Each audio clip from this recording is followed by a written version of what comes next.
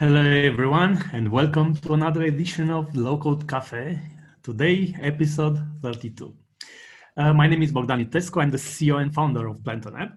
And for those of you that are new to this event, it's a weekly webinar that we are having for our community and for our team, where we get together to discuss the new upcoming feature, see some hands-on low coding, and overall it's a learning and sharing experience. It happens every week, every Wednesday at the same hour, and it's a recorded event. And you can browse all past editions on our YouTube channel. And our team, Dale, particularly does a very good job at bookmarking all the parts of this webinar. So even though it's 1 hour long, it's easy to go and browse it and jump to a particular topic. We'll post this YouTube link in a bit in the chat window. Usually we have the same agenda. We'll start with some product updates from Reza, Garrow, our head of product, and then we'll look at from the trenches, so support cases, what we learned in the support in the past week with Dale, our head of support. And finally, the biggest chunk of this event is the hands-on low coding part. And today it will be a lot about a new feature that's been expected to come for quite some time, and it's the calendar view. Very nice feature. I can't wait to see it myself. So please engage with us in any way, in any means possible. Use the chat window, use the Q&A, or raise your hand to use voice. So that being said, I invite Reza, our head of product, to give us some highlights of what's coming in the product. Thanks, Bogdan. Let me share with you all. So I'm going to give we've kind of been talking and week to week, sometimes there's not that much that changes. And so I'm kind of going to give a lighter one this week, and then we'll delve in a little deeper, I think, next week and get a good look at what's coming. And I'd love some input and feedback on, because we've got some choices to make, whole lot of things people want and ambitions we have, but want to kind of help narrow that down. So I want to make sure we're getting the most kind of important things to you all delivered as well. So be on the lookout for that next week. This week, I just wanted to touch on, we've been at release 112 for a little while now. This one's taken a little longer than we usually do. We try to ship every month. This one's running into its 6th week. Not so much because there's problems or anything. This just ended up being a really big release. We've, I think, got 69 items we've worked in this one. And we were going to have the release candidate last Friday and be going live today. Found a couple of items and had a couple of things kind of come in at the last minute from Support Center that I just wanted to get worked in on this one because, we'll be a month out before the next release and didn't want to have to do hot fixes and things for that. So just to push things out a week, I don't want to rush it. I want to make sure we get this one right. Like I said, it's a very big release. It's a very good release. And so a lot on workflows. The KPI tiles are now front and center in Entity Builder. Really cool feature with logging and being able to access the disk logs right from within the app builder. A new page management section, the ability to navigate right out of the Entity Builder to pages that maybe aren't exposed in the menu system, so you can see the data and things in there. Just a ton of good stuff. We can talk a little more about that next week and take a look at what's coming. Some good important security upgrades and things. So that's kind of what's going on with 112. In quick touch and preview on 113. And kind of beyond, really where we're headed as far as the next big milestone for Planton App is the ability to import and export applications, deploy them across environments, that sort of thing. In the first place, we're going to break ground with that is in workflows. And so we're going to continue our focus and work on workflows. Some additional enhancements and things coming, building on top of what we're releasing in 112, but then moving to have the ability to kind of package these up, multiple ones up, so that you can almost basically have a mini application, right? And this becomes the starts of more and more of your overall app being able to be exported out and imported or deployed somewhere else. That's going to lead us to having our first type of an app store, and it'll be like a workflow gallery where you can share privately or publicly workflows that you've done. We'll share out some cool ones that we have, that sort of thing. And so a lot of work going to go there, as well as then the entity builder, which is like the natural dependency for workflows. We had a couple items I just wanted to touch on that I had been wanting to get into this 112 release that didn't quite make the cut. They weren't ready. A lot of work went into 112 to set the stage for this, but we took a really detailed pass and documented all the various permissions that go with roles that we have. So we've got some real good clarity now on what's the difference between a citizen developer and a manager and an admin. And we've introduced a new role in 112 called low-code engineer. And so, you know, there's kind of two levels of developer now, between low-code engineer and citizen developer. And we've got those coming, like you'll be able to have some real good separation and granularity between your users and what they're allowed to do in the system. This not only will help you, and maybe you give yourself super user rights when you build everything, I do. And so this stuff doesn't seem as exciting, but if you are working in an environment where you're going to be working with other people and other developers, or as you're building for your clients and you need to give them access to manage, maintain, administer what you've built for them, these roles become really important, and the ability to properly apply them and know what you're going to get with them, so you know who to give what to. So we set the stage for that in 112, and we'll start really utilizing that well in 113. Because of that, though, did not quite make it into the cut, was what I really feel is a very important feature, is the ability to introduce this all users role. That basically means people that aren't signed into the system, and leveraging that in actions where you're reading or updating records and things like that. But particularly focused on the read ability, so that at least you can start exposing things outward, kind of consumer public facing, without having to do some of the workarounds or write your own queries. So that's kind of where things are going. And like I said, we'll get in and get a better look at the roadmap and where we're headed next week. But just be on the lookout for 112. It's going to be a great release, and we're making sure we deliver quality to you as well as quantity in this one. That's it for me on the update. Great.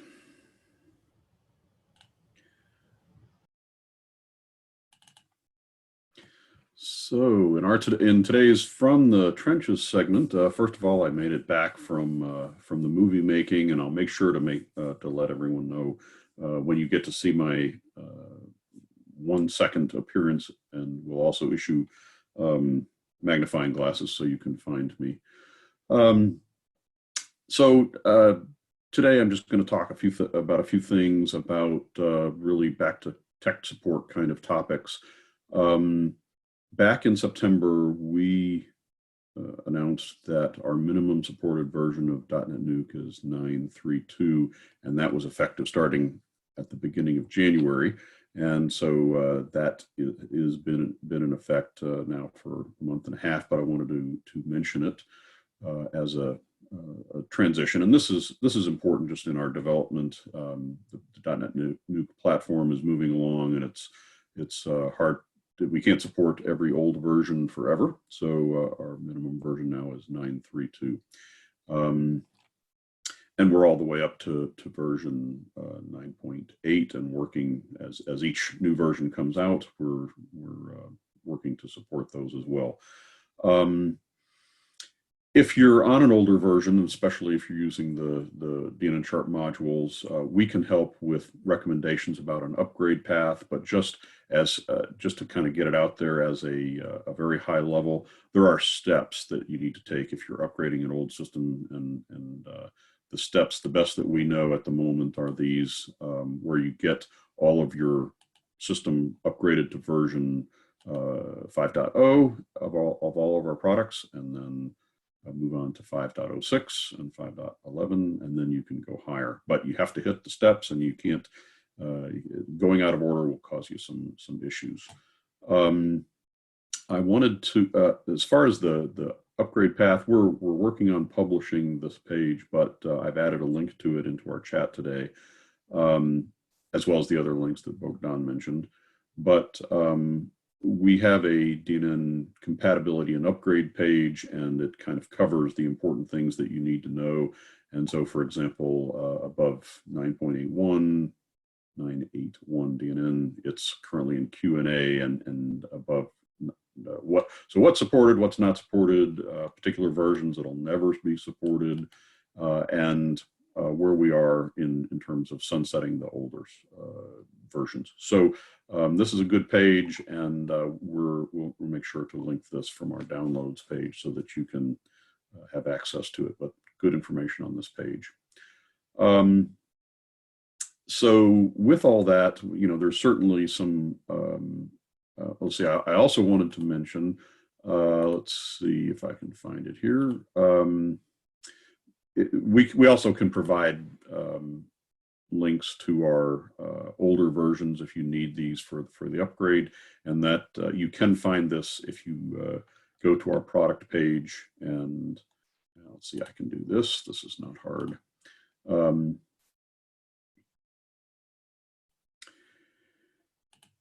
If you're on our website and you go to products and you go to a particular product, you can always find the older versions here under download trial. Not only does the current version, which you can try out and use for 30 days, but also the older versions are there. So if you need an older version to do the stepping stone upgrades, that's there and available to you. And then in all that discussion about the difficulty and steps necessary to upgrade our DNN Sharp modules, I just wanted to put out a plug for one-click update. If you're on the Planton app builder platform, you just come to the update page. There's a button, you click one click, and all of them upgrade all at once. It's very tested upgrade path, and one of the wonderful things behind the Planton app platform. And then beyond that, just from a tech tip standpoint today, I wanted to talk about focusing the cursor when you go in on a form load. This was a ticket that we've worked within the last week.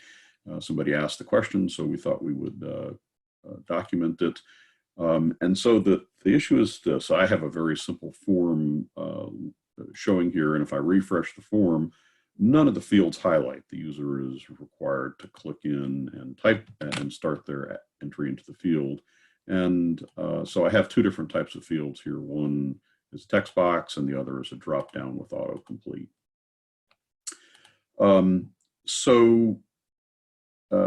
Again, just a default refresh of the page and no fields highlight. And I've added there's a couple of JavaScript snippets that are available. I've documented them here, and again, that's on the clipboard that I pasted to you. But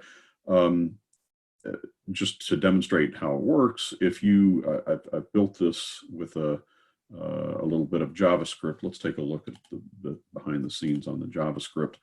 So I have two fields, one with the ID of text box, one with the ID of DD field, and the place that the JavaScript goes is in the advanced settings initialization script. Just to demonstrate that, I've set it up in two different ways. It's got a little if statement in there. You would typically only set focus to one, but if I click focus equals text, it adds that as a variable, and then notice that the text box comes in focused.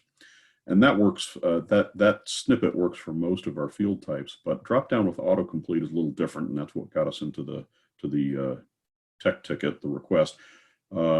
We had to find a different way, and our development team provided this snippet right here that can be used. So if we do the focus DD version, notice that it just automatically focuses and activates the drop-down field. In both of these cases, when you're doing the JavaScript, just there's the place that you would substitute for yours. I've substituted my text box field here, and then there's for the drop-down version, the drop-down for field ID goes here. There's an autofocus attribute of HTML that we can also use, and I'm going to demonstrate that real quickly. And this is kind of, if you want to just avoid JavaScript, this is a nice little technique. I'm going to do a manage form and create a contact form just to get things up very quickly and go back and display that. So we can see it here on our screen and notice nothing highlights automatically. If we use this autofocus attribute, and so I'm just going to go in and modify the design of this, and whoop, wrong one. It's my action form that I didn't name. That's if I wanted it to focus the phone, I can use our custom attributes and add an attribute called autofocus and save and refresh. And now it just automatically focuses the phone. So that's the non-JavaScript way to do it. And then there's the 2 JavaScript examples as well. Good. So that's the tech tips of the day and the upgrade information that you might need. So I'm going to quit sharing my screen and I ask Radu to jump in. He's got a calendar today, and the calendar template, I think it's going to be interesting for all. Yep. Hi, everyone. Today we're going to check the new grid, the listing module, calendar view. It's a little bit of a different way to set it up than the basic of the normal way to set a listing, but it's not that complicated. So we can go through the steps to do this setup today and see how we can utilize this on a daily basis. So we are back on the marketing platform that we built in, I think, between episode 10 and 20. And we'll have a quick look on how we can set up a calendar. And actually, we are going to use a calendar for a feature that we built in one of those episodes in that interval, where we are creating and we are asking people for to fill in forms by sending them via an SMS. So if you remember here, maybe the layout changed because we changed a little bit the skin and UI, but the trick here was that those are my submissions that people, and by people I mean me, filled in. And how were we doing that? Where we were going to the contacts in our marketing platform and choose a contact. Let's see, I can choose me maybe, and I'm gonna ask me to fill in a response form, and I'm gonna use the generic questions one, and I'm just gonna click send. While doing this, we're gonna wait a minute, and I should have got a new message. Let's grab really quickly the URL from the message that I got and let's put it here. And now let's really quickly fill in the form that I sent to me. No. Okay, and now I'm gonna click submit, and yes, thank you for submitting the form. Now going back to the homepage, and now let's move to the page that I've created, which is called calendar, and let's see how we can list all the submissions that we got into the system. All right, so clicking on start, and we're going to choose from scratch. I'm going to use a SQL select for this one, and I got prepared the query for us, so we can skip this part really quickly. For people that are new, keep in mind that all the entities that you create via the plant and app interface is going to create a real table into the database, so you can utilize this to create complex query. But for the moment, we are going to utilize this simple one, and we are going to expand it to provide the more features to add more functionality to the calendar. I think we're going to need to specify the ID column, which in this case is called ID, and I'm going to click update. Let's choose some of the columns that we want to use. I'm going to use the ID for the moment, the response form, the date created, and the name. Let's maybe put them in a way that makes sense. All right, and I'm gonna click save, and I'm gonna click back for the moment. So this is what we got until now. So this is a basic listing of all the submissions that happened. You can see that this is the one that I did around 2 minutes ago, and I have it here in the listing. But what I would like to do now is to switch from this view to a calendar, a monthly view, where I see all the submissions in the date that they happened, and we're gonna expand on that afterwards. So to do that, I'm gonna click here, and I'm gonna customize my my listing module. Maybe let's give it a name. Maybe calendar is a good name for this component. And now what we need to do is to disable the legacy view and enable the calendar view. And by doing this, we are gonna we have three and actually 4 options for us to choose from. The first one is what is gonna be the title of the entry in the calendar. For the moment, I'm gonna let's say I'm gonna choose name. Then it's gonna ask me, okay, I need a column, a date column, a date and property to specify me, to tell me the component in which day I need to add this entry that I'm getting from the database. In my case, I'm gonna choose the create a date. Another option, it will be what's the default view, and we can go in a moment to check all the views that the calendar view has, and if you want to enable search or not. And for the moment, let's say yes, and we can play with that in a few minutes. I'm just gonna click save really quickly, and I'm gonna refresh the page. So here we go. This is the feature that Reza was talking for a while. This is the calendar view. This is how it looks, and I'm really happy to show it to everyone. The trick here is that if you click one of the entries, so remember we chose a title column for this. If we click on one of those entries, I can see the other columns that I've added into my listing. So for people who use our components until now, they know that usually those are the columns, and you can specify or add, remove other columns to show in the listing. Now those are going to be the column that are going to be shown in the small pop-up that shows up when you click on an entry. Okay, let me close it really quickly. All right, so let me show you some of the features that it has. So the search is very simple. So for example, I'm just gonna choose from the random code for like 9D. For example, it's the entry that I have from today. So if I just type real 9D, maybe this one has also 9D somewhere. So let's 9DF. So only entries that match the search are gonna stay into the calendar. Now you can either change the months from those 2 arrows here. So we currently are in February, and we can go to March, or we can go to January. I don't have any other entries than those 4 that we have here. Or if you go and you want to return to the current day, you can just click really quickly today, and you're gonna just jump here.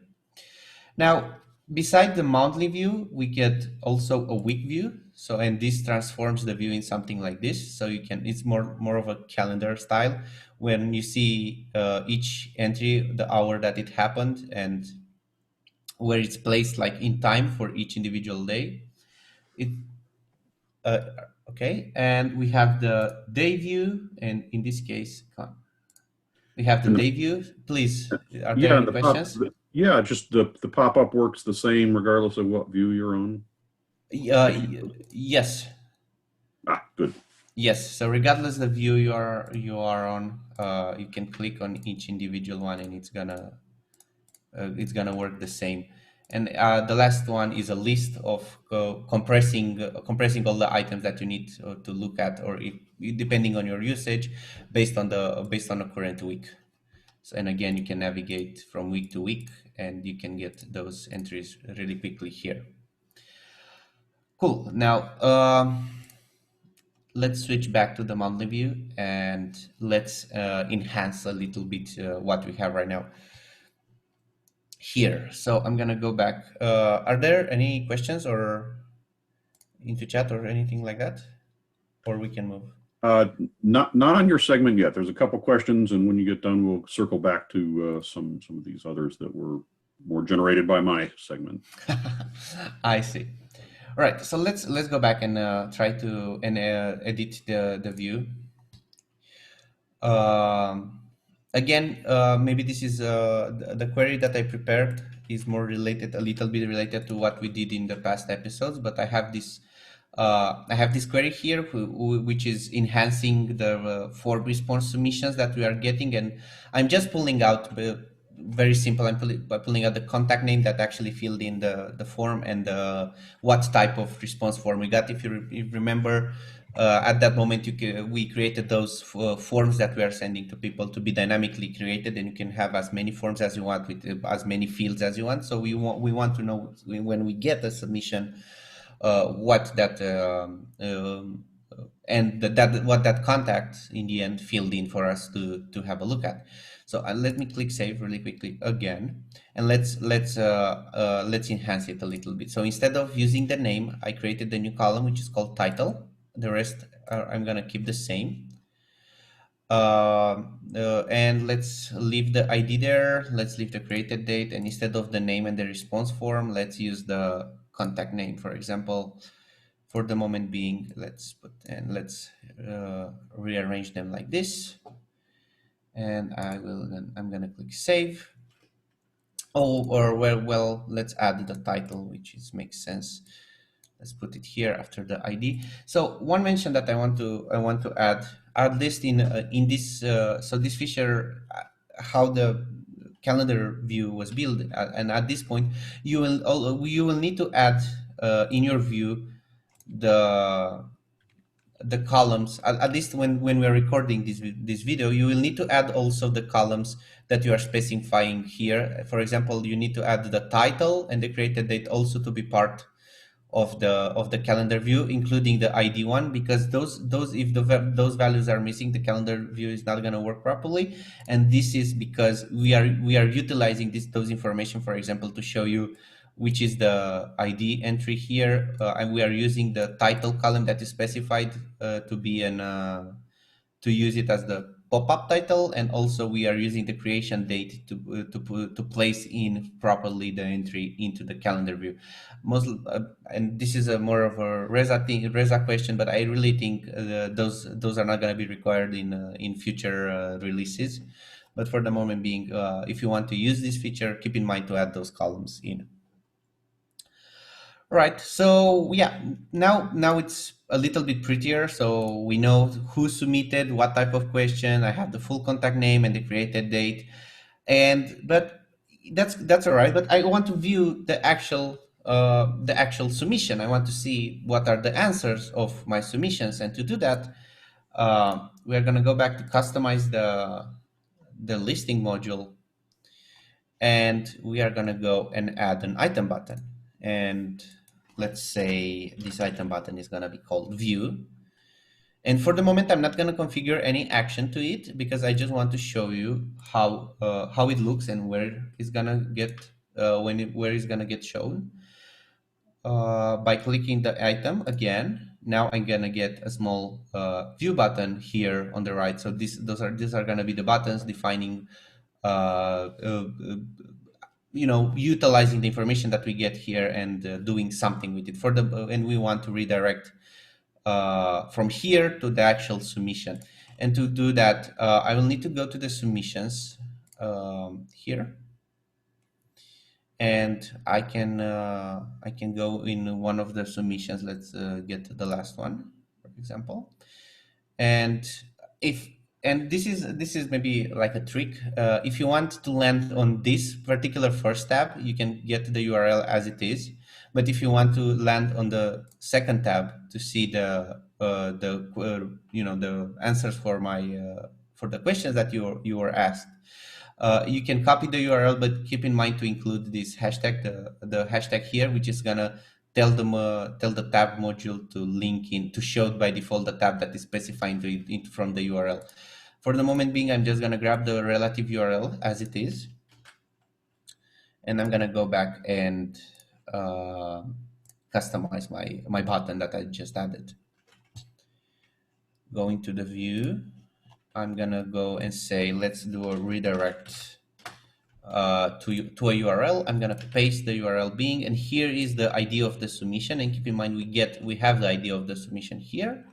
So to specify it, we're gonna use the token. Gonna say ID.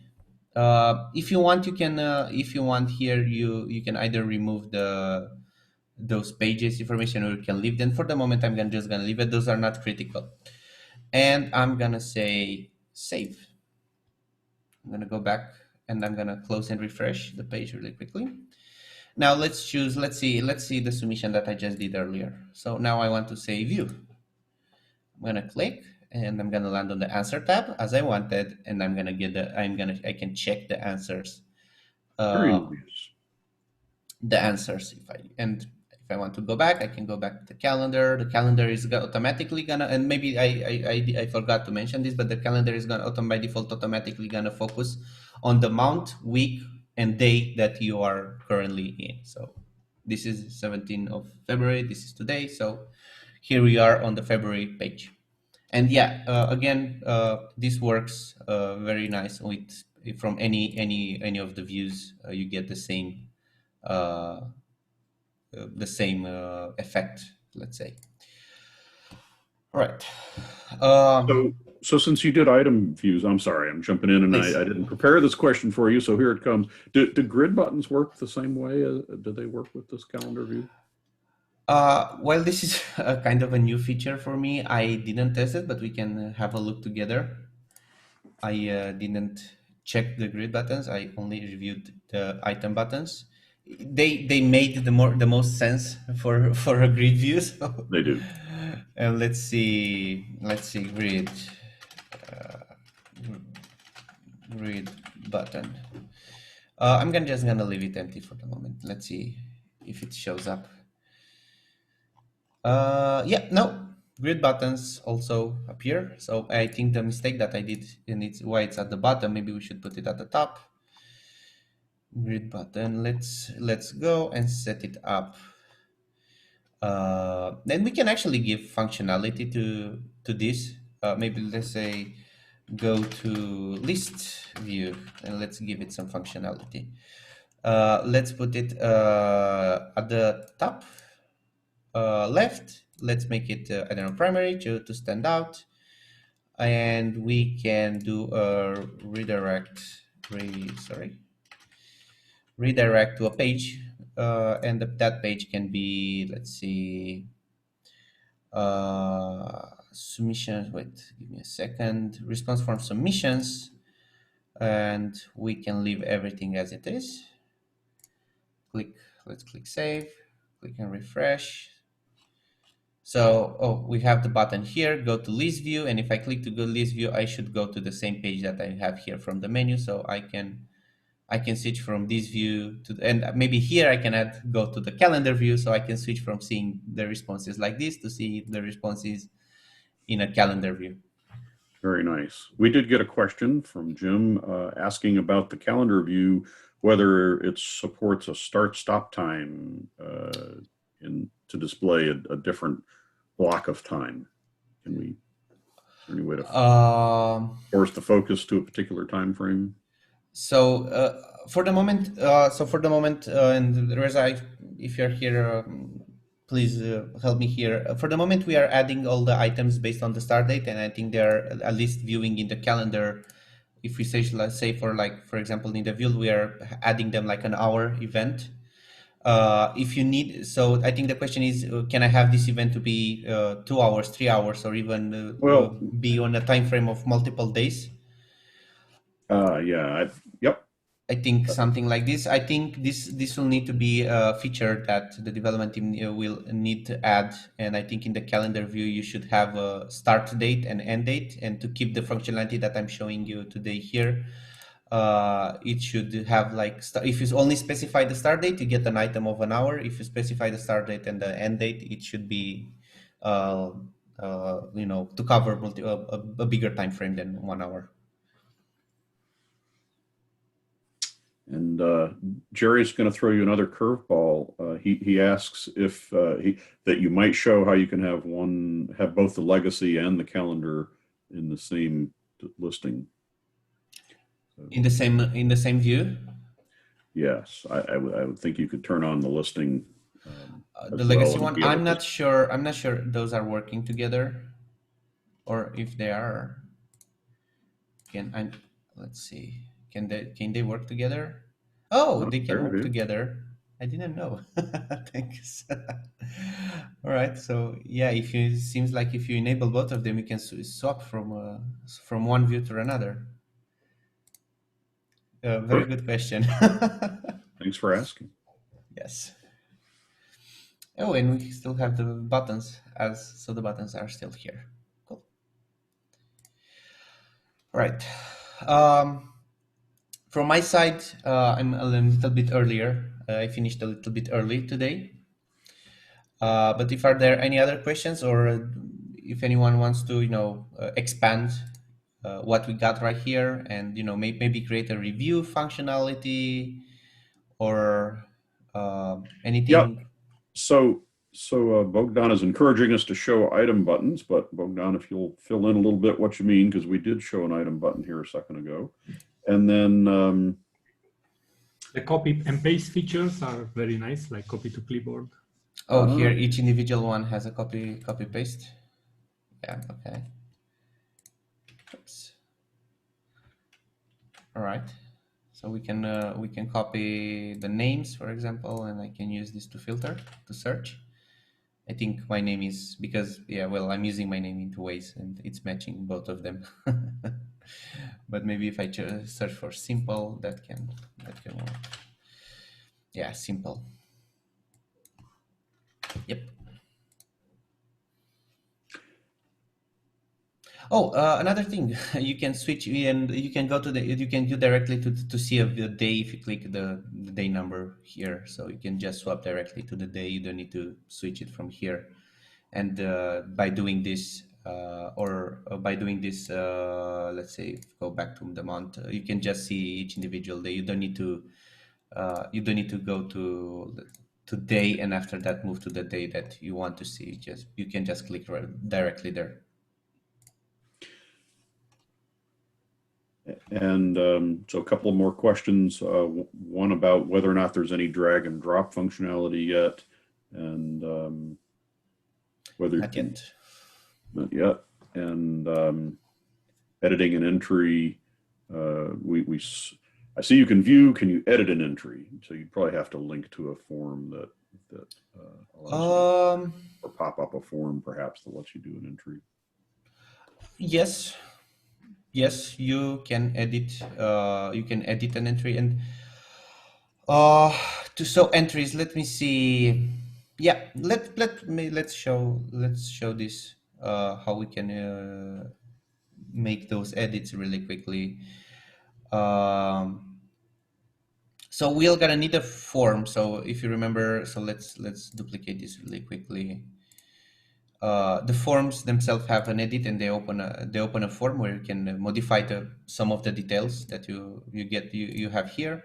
So we want, in a way or another, we kind of want to simulate the same action here. So in the calendar, we can add a preconfig. We can add a component that it's already in use. In this case, let's say from the response report form response submissions, I can choose this page and I can pick up the form from there. I can actually copy a component that it's already in use where it is. Okay, and I can just put it somewhere like this. I can. All right, so we have this form here, and I can go into. Let's go back to the calendar view. And add a new button for editing, for example, the column, the entry, let's say edit, and let's say an open action form and stop execution. We are going to choose a form. We are going to choose let me get inspired by what we have here, so I can clone that functionality really quickly. Let's see.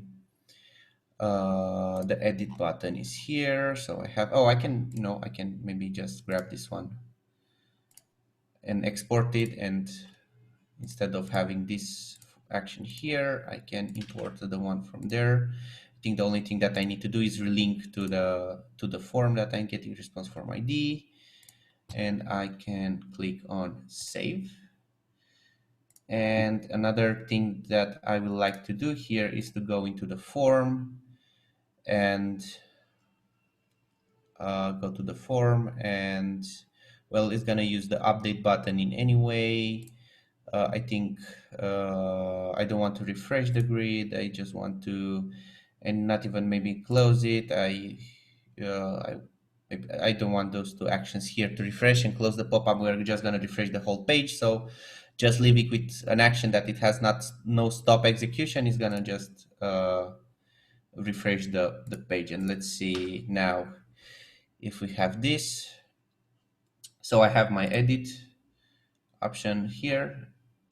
Oh, okay, so it's working. So I have the form here. I can change the contact or the, something from the name.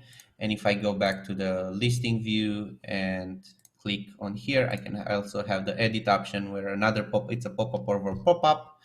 I'm just, I don't know, I'm gonna say dynamic test. I'm gonna click update. The page is gonna refresh, and now I should have not here, but where is it? Oh, I think I changed the column. I think I changed the column, which is not viewable from the listing. Maybe if I change the contact as a whole, it's gonna view some. So yeah, here I have someone else, and here I should have someone else.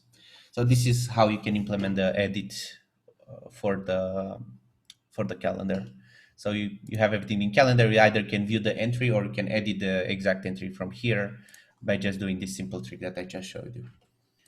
Very good. From the first time I attended one of these webinars as a client, and Bogdan said, yeah, Radu, I need this, while he was working away. And I'm just so impressed that you can field these kind of questions. Everyone needs to get a Radu. Okay. And let's see, I'm going to switch on to some of the other questions that came in earlier. There was one that asks if, when I mentioned the custom attributes like autofocus, whether that was something that, whether there's a list of supported ones. And there's no editing, there's nothing, it's going to insert those attributes onto the input field in the HTML. So you can put, there's no limit to what you can put, whether it's your own attribute or an appropriate HTML, a defined attribute. It will be added into the content, and you can use inspect to see where it is inserting, but you can certainly use that.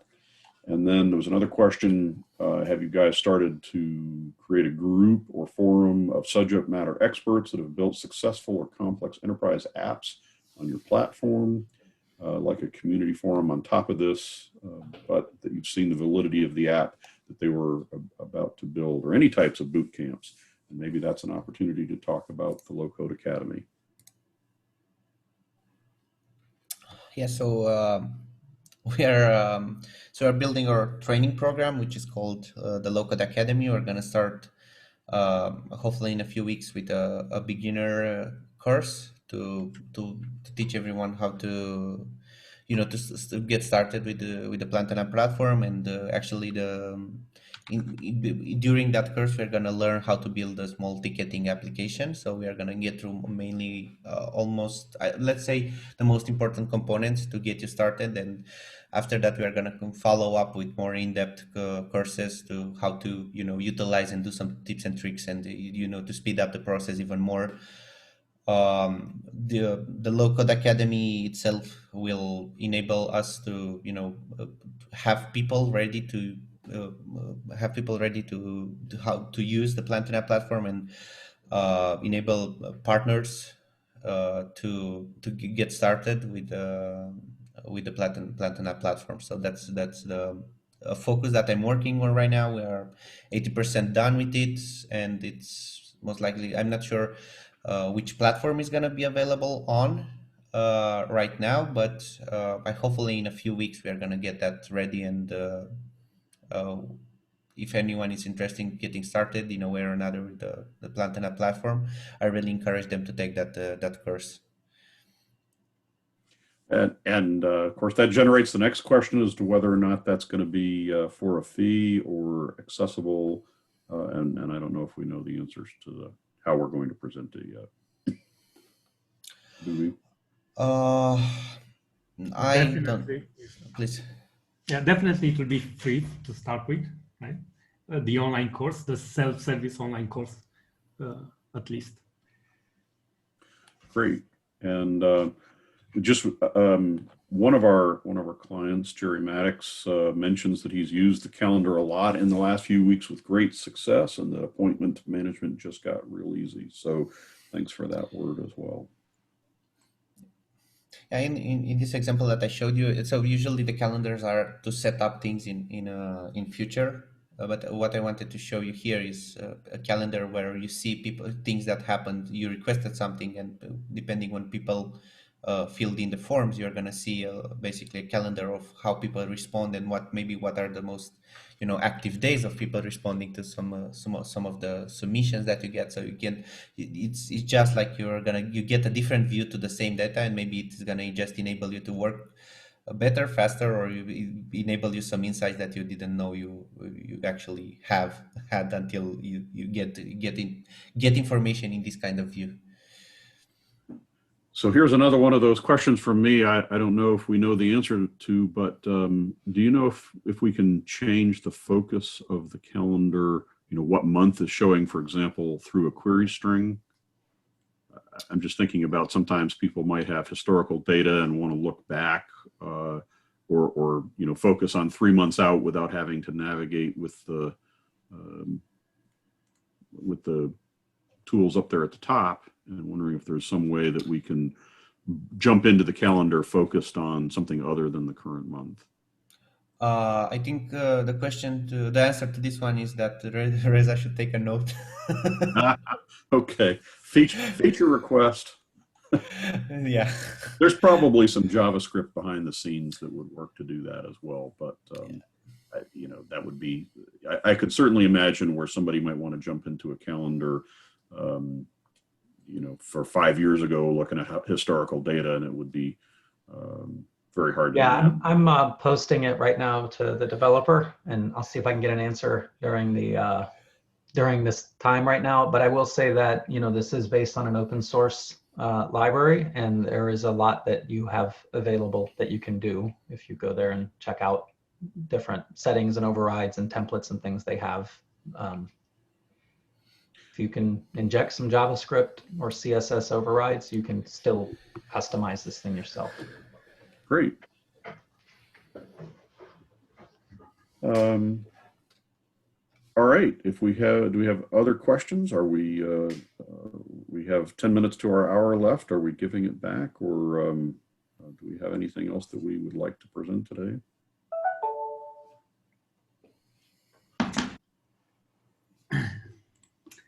I think this is a first, so let's celebrate. Let's leave it like this. This is a first that we finish early. So I think very good questions as well. And if you have more questions, please follow up with us on email or on community forums. And also, we really appreciate your feedback regarding this weekly webinar. So if you have like very good topics that you'd like to learn about, you'd like to hear our opinion or other people's opinions, as a matter of fact, I'd love to hear from you, to hear your ideas, your proposals, and we can encapsulate this into this event. Cool. So I think we are done. Thanks a lot for being here again this week. And we'll see each other again next week with new interesting content for you. Bye, everyone.